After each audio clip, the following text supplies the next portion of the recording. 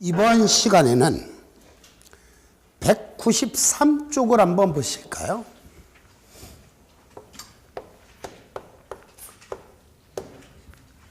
거기 보니까 이제 금융 자산의 분류하고 나왔네요.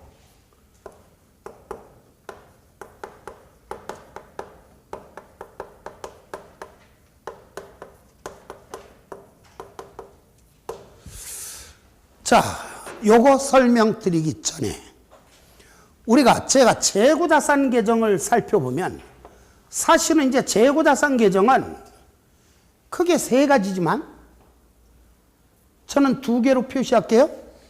하나, 둘, 하나, 둘, 하나, 둘, 하나, 둘, 셋, 촥, 촥.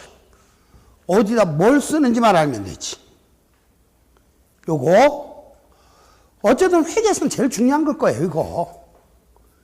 제일 많이 그릴 거고 끝나는 그날까지. 얘가 뭐예요? 기초상품 재고액. 얘가 뭐예요? 순매입액. 얘가 뭐예요? 매출원가. 얘가 뭐예요? 재고자산 감모손실. 얘가 뭐예요? 기말상품 재고액. 자, 기말상품 재고액 금액은 수량에다 단가를 곱한 걸 쓰는데 장부와 실제가 다를 때 뭐 곱하기? 실제. 그죠? 그 다음에 단가는 원가와 순시량 가능가치가 다를 때 뭘 곱하기? 낮은 거. 그러니까 실지 곱하기 낮은 거 이렇게 기억하시면 되죠. 얘가 뭐예요? 기초상품 재고액. 뭐예요? 순매입액. 얘가 뭐예요? 기말상품 재고액. 얘는 뭐예요? 매출원가가 될 수도 있고 비용 총액이 될 수도 있고. 그렇죠? 감모손실이 없는 회사에서는 얘가 매출원가인데 감모손실이 있는 회사라면 비용 총액이 되는 거죠. 자, 그럼 지금 설명드리려고 하는 거 뭐냐? 날마다 우리가 시작하면서부터 FVPL, FVOCI, AC 배웠잖아요. 도대체 뭐가 FVPL, 뭐가 FVOCI, 뭐가 AC인가? 그거 살펴보자는 얘기. 자, 단 조건은 우리가 앞에서 자산부채 강의할 때 이미 금융자산 설명드릴 때 금융자산이란 뭐냐? 돈, 주식, 야, 돈 내놔. 현금, 다른 기업의 지분상품, 거래 상대방에게서 현금 등 금융자산을 수취할 수 있는 계약상의 권리 들어본 적은 있죠? 오래됐지만 돈, 주식, 돈 내놔. 결론은 돈도 현금 및 현금성 자산도 금융자산이라는 얘기예요. 다만 여기 나와 있는 금융자산의 분류는 현금 및 현금성 자산을 제외한 나머지에 대해서 설명하는데, 자, 그 중에 쉬운 거 먼저 살펴볼게. 지분상품을 취득했을 때. 지분상품. 한마디로 주식을 의미하는 거예요. 주식을 사왔을 때. 이때는 어떻게 처리할까? 순서는 여긴 채무상품을 먼저 써놨는데 쉬운 거부터 보자고요. 어디 나와 있는가? 193쪽 맨 아래 보세요. 193쪽 맨 아래. 반가로 5번. 뭐라고 났어요? 읽어보세요. 시작. 지분상품은 원칙적으로 FVPL 금융자산으로 분류한다. 한 번 더 시작. 지분상품은 원칙적으로 FVPL 금융자산으로 분류한다. 그러니까 지분상품은 무조건 FVPL이에요. 다만 뒤로 넘어갑시다. 6번.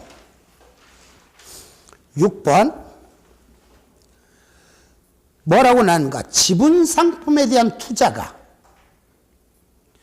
단기 매매 항목이 아닌 투자에 대해서는, 그러니까 단기 매매 목적으로 취득한 경우를 제외한 나머지의 경우에는 후속적인 공정가치 변동을, 그러니까 주식을 사왔을 때 내가 단기 매매 목적으로 사온 건 아니에요. 어쨌든 주식을 사왔을 때 이 주식의 공정가치가 변하면 요 뜻이야. 후속적인 공정가치 변동을, 요건 뭐냐면은 이 주식의 공정가치가 변하면 FVOCI 금융자산으로 표시하도록 최초 인식 시점에 선택을 할 수도 있지만 단 한 번 선택하면 취소할 수 없다. 뭔 얘기냐면은, 자 보세요. 지분 상품은 둘 중에 하나인데 FVPL 아니면 FVOCI 둘 중에 하나인데 원칙은 뭐예요? FVPL. 자, 이거는 언제 FVOCI라고 한다고요? 최초 인식 시점에 선택한 경우. 단 한 번 선택하면 취소할 수 없다. 다만 단기 매매 목적으로 취득한 경우에는 절대로 FVOCI로 선택하면 안 된다는 얘기죠. 한 번 더 얘기할게요. 주식을 샀을 때는 원칙은 FVPL이야. 어떤 경우에 FVOCI로 선택을 하는가? 처리하는가? 최초 인식 시점에 제일 처음에 사왔을 때 공정가치가 변하면 기타 포괄손익으로 처리해야지 하고 최초 인식 시점에 선택한 경우에만 FVOCI로 한다. 다만 한 번 선택하면 취소할 수 없다. 조건 하나 기억할 것. 다만 단기 매매 항목인 경우에는 절대로 FVOCI로 선택하면 안 된다. 단기 매매 목적으로 취득한 경우에는 무조건 FVPL이라는 얘기죠. 5번과 6번은 그렇게 이해하시면 되고, 자, 이제는 조금 복잡합니다. 그래서 오늘은 그림을 좀 외우고 넘어갈 건데, 채무 상품을 사온 경우에요. 채무 상품. 흔히들 말하는 사채 같은 걸 사왔을 때죠. 근데 사실은 여러분들한테 편하게 그 말씀은 이렇게 드립니다만은 금융자산 중 계약상 현금 흐름이 원금과 이자를 받는 조건, 원금과 이자를 받는 조건으로, 그러니까 원리금으로 구성된 금융자산이 다 여기에 들어가는 거예요. 채무상품만이 아니라 원리금으로 구성된 금융자산, 그걸 의미하는데, 자, 됐고요. 앞에서부터 볼게요. 193쪽 뭐라고 나왔는가? 반가로 1번에 보니까 채무상품은 당기손익 공정가치 측정 항목으로 지정한 경우가 아니라면, 어떤 목적이라 하더라도 당기손익 공정가치 항목으로, 당기손익 공정가치 측정 항목으로 지정할 수 있다는 거예요. 어쨌든 당기손익 공정가치 측정 항목으로 지정한 경우가 아니라면 다음 두 가지 사항 모두에 근거하여 후속적으로 상각구원가, 기타 포괄손익 공정가치, 당기손익 공정가치로 측정되도록 분류한다, 이렇게 나와 있어요. 그래 놓고 거기 보니까 1. 금융자산의 관리를 위한 사업무용, 이렇게 나와 있고, 두 번째 금융자산의 계약상 현금 흐름의 특성, 이렇게 나와 있죠. 자, 저를 보세요. 저는 그림으로 이렇게 설명할게요. 나중에 요거 카페에다가 요거 정식 그림, 제 카페에다가 정식 그림 요 이쁘게 만드는 거, 그 한국회계기준원에서 설명의 식으로 요거에 대한 설명한 거, 그 사진을 그대로 올릴 거예요. 자,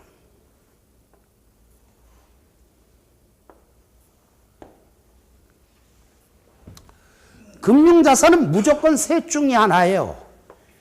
AC로 처리할 수도 있고, FV, OCI로 처리를 할 수도 있고 FV, PL로 처리할 수도 있는데 조금 더 길게 그려야 되겠고.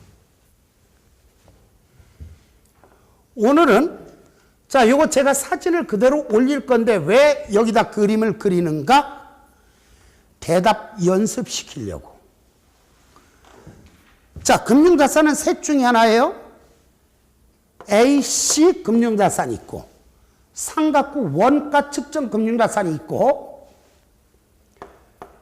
FV, OCI 금융자산이 있고, 기타 포괄손익 공정가치 측정 금융자산이 있고, FV, PL 금융자산이 있어요. 이때 조금 전에 책에 이렇게 났어. 채무상품은 당기손익 공정가치 측정 항목으로 지정한 경우가 아니라면 다음 두 가지 사항 모두에 근거하여 이렇게 나와 있죠. 그 중에 땡글뱅이 1번에 뭐라고 나왔는가? 읽어보세요. 시작. 금융자산의 관리를 위한 사업 모형. 들어보세요. 금융자산의 관리를 위한 사업 모형.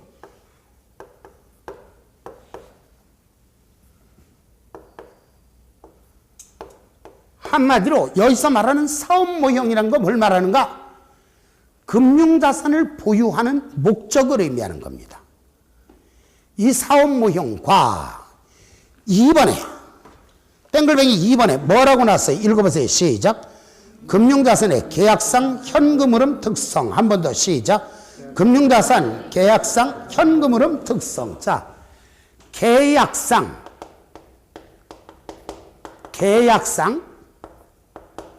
현금 흐름의 특성을 보고,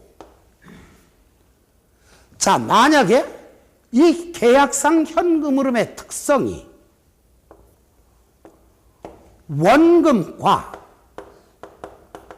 원금과 이자 지급만으로 구성되어 있는가 그렇지 않은가를 보는 거예요.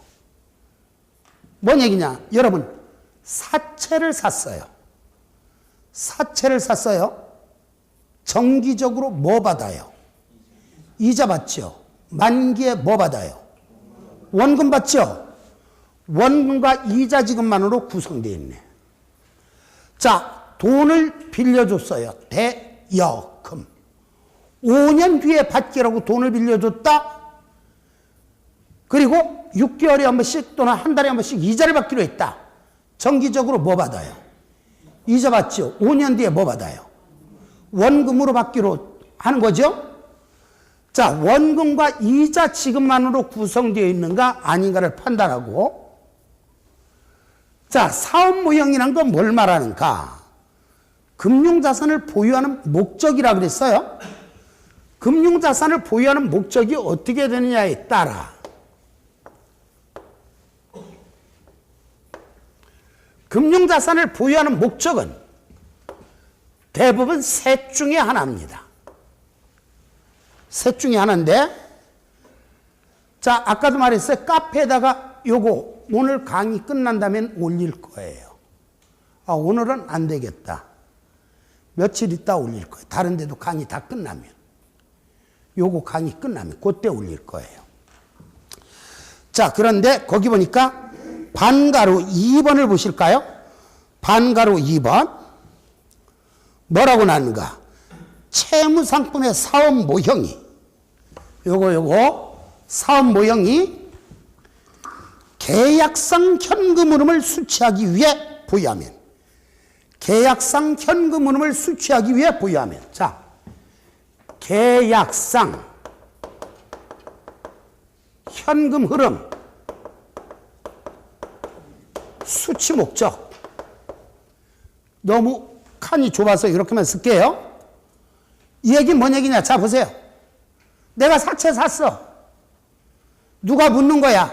야, 너 사채 왜 샀어? 하고 물어보면, 그냥 사채 가지고 있다가 정기적으로 이자 받고 만기에 원금 받고 이런 목적으로 샀어. 이런 경우가 있고.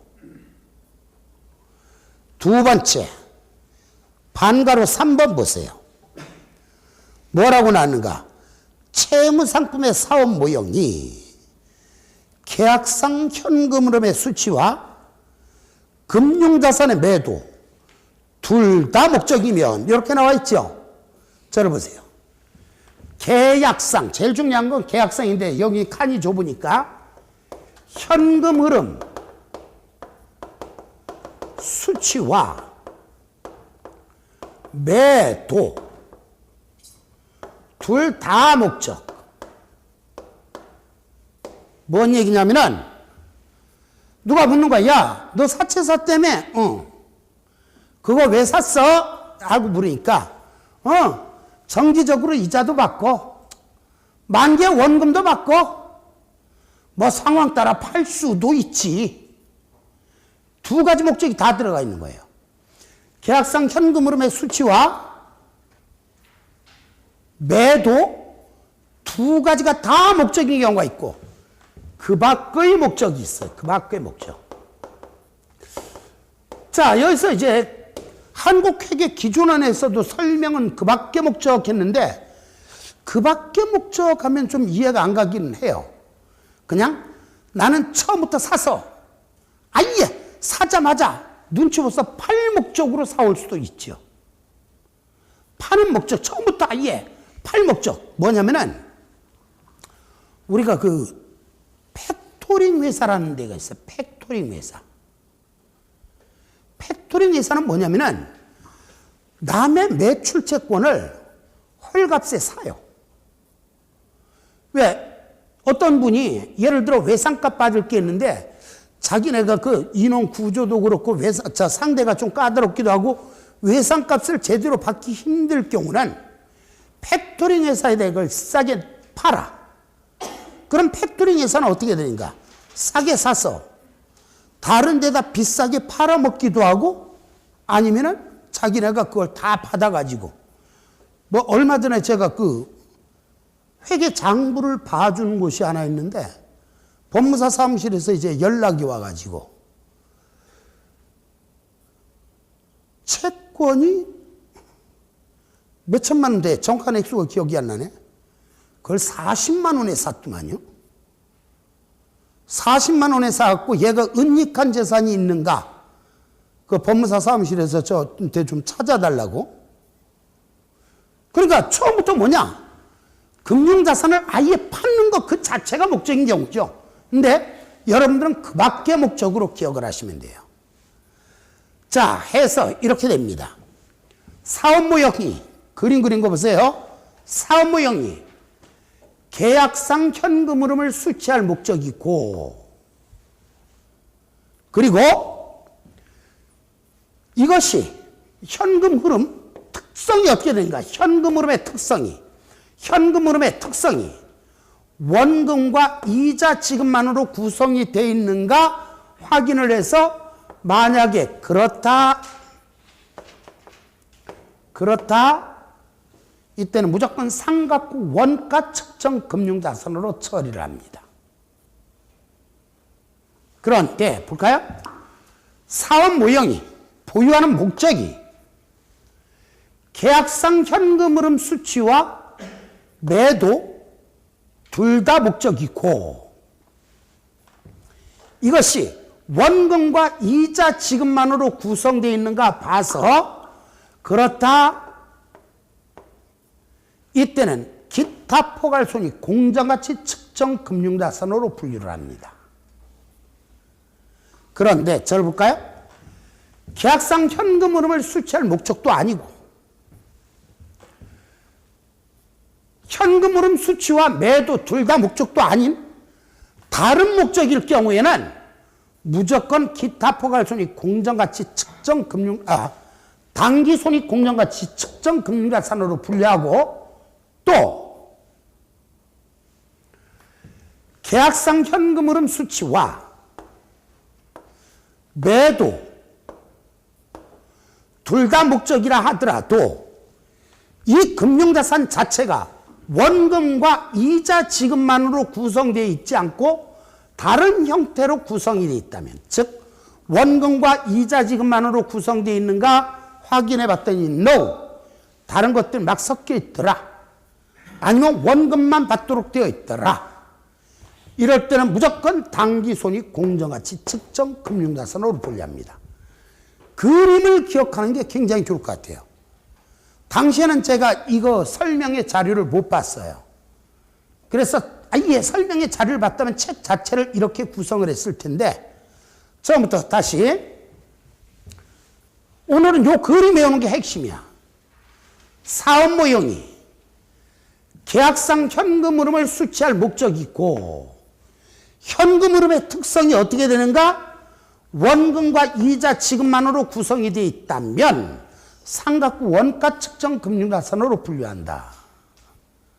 다음, 사업 모형이 현금 흐름 수취와 매도 둘 다 목적이고, 여기에다 현금 흐름의 특성이 원금과 이자 지급만으로 구성이 되어 있다면 이렇게 내려오는 거죠. 이때는 기타 포괄손익 공정가치 측정 금융자산으로 분류한다. 사업 모형이 얘네 두 가지 목적이 아닌 경우에는 무조건 당기손익 공정가치 측정 금융자산으로 분류한다. 또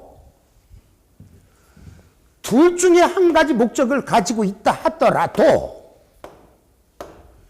현금 흐름의 특성이 원금과 이자 지급만으로 구성되어 있는 것이 아니라 다른 여러 가지 복합적인 것이 있을 수 있단 말이에요.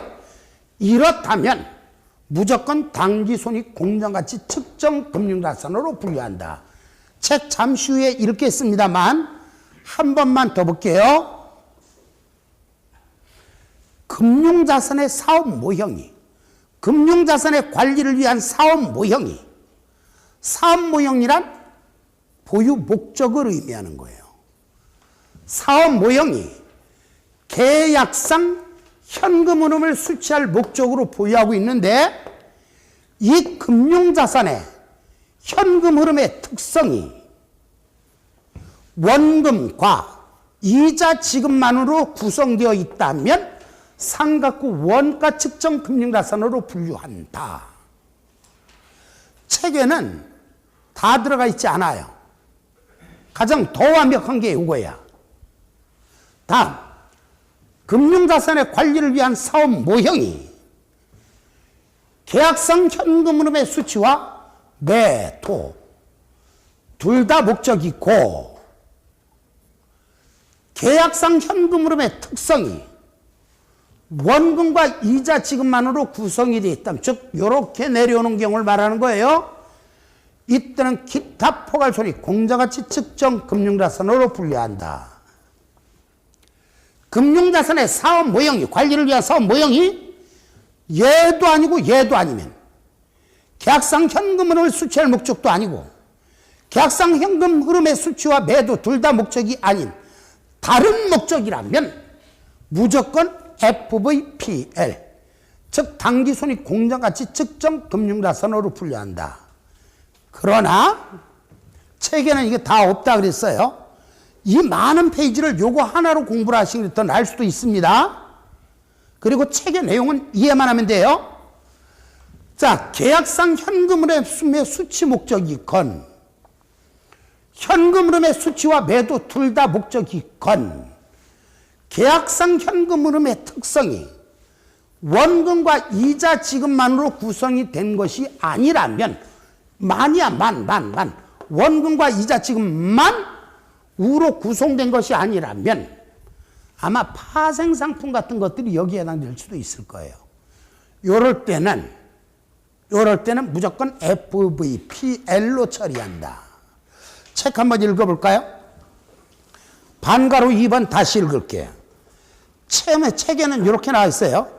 채무상품의 사업 목적이, 사업 모형이 계약상 현금 흐름을 수취하기 위해 보유하면, 이거죠? 계약상 현금 흐름을 수취하기 위해 보유하면 A씨. 됐죠?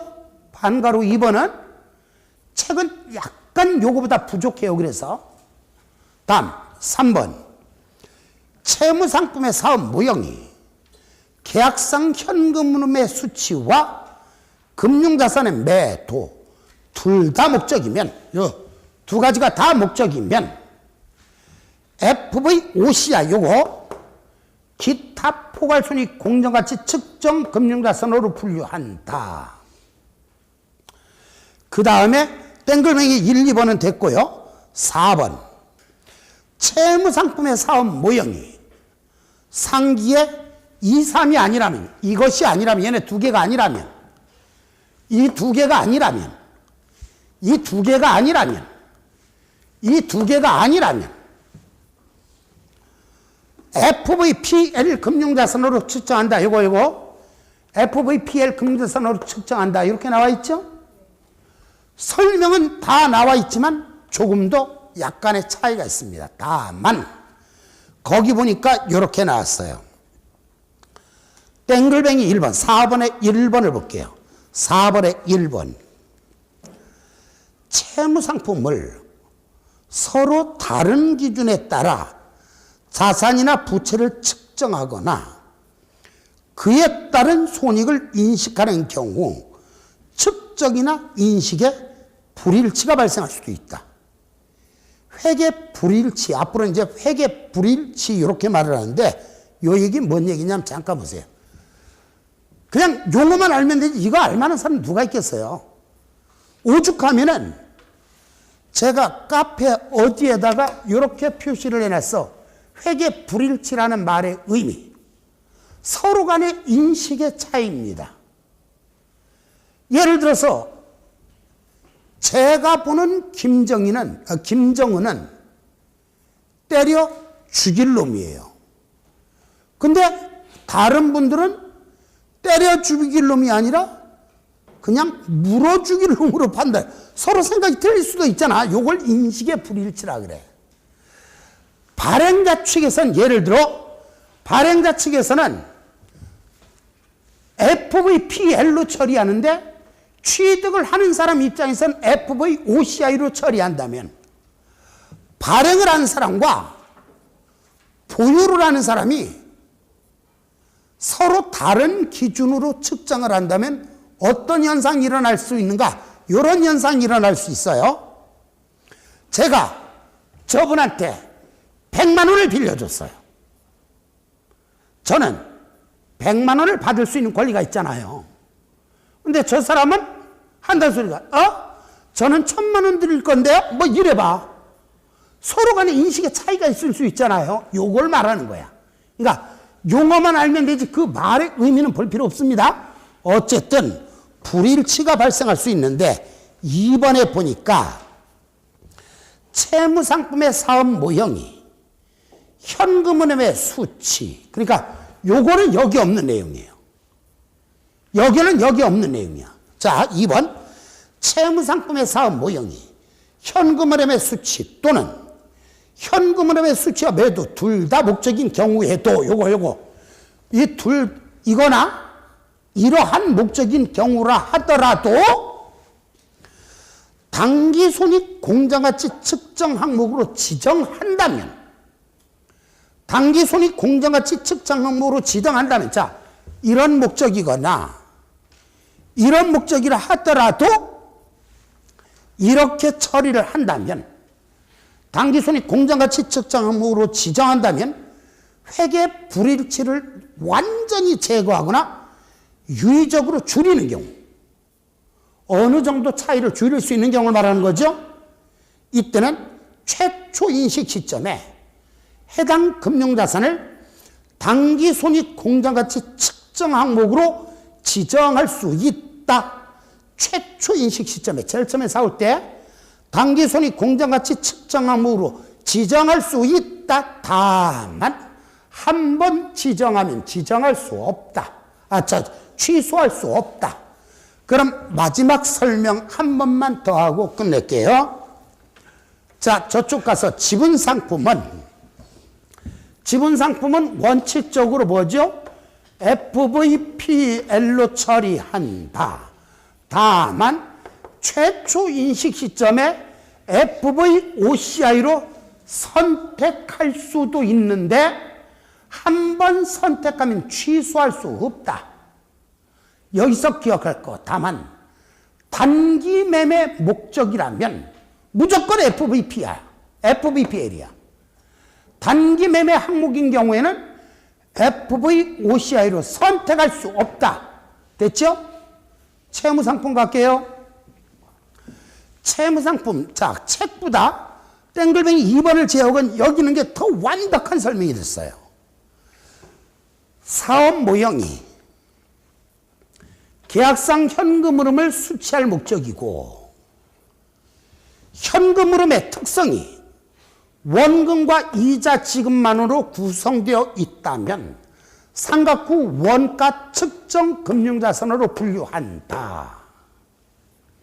사업 모형이 계약상 현금 흐름의 수치와 매도 둘 다 목적이고 계약상 현금 흐름의 특성이 원금과 이자 지급만 우로 구성된 경우에는 FVOCI 측정 금융자산, 기타 포괄손익 측정, 공정가치 측정 금융자산으로 분류한다. 두 가지 목적 이외의 다른 목적일 때, 그 밖의 목적일 때는 무조건 당기손익 공정가치 측정 금융자산으로 처리한다.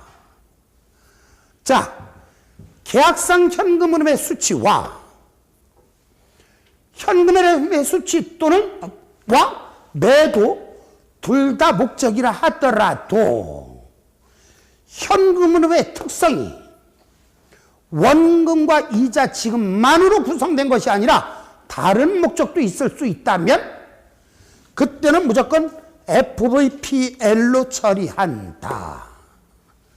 그런데 여기에다 추가 사업 모형이 계약상의 현금 흐름의 수치와 현금 흐름의 수치 플러스 매도 둘 다 목적이라 하더라도 회계 불일치를 제거하거나 유의적으로 줄인다면 최초 인식 시점에 당기손익 공정가치 측정 금융자산으로 선택이 아니라 지정입니다. 지정.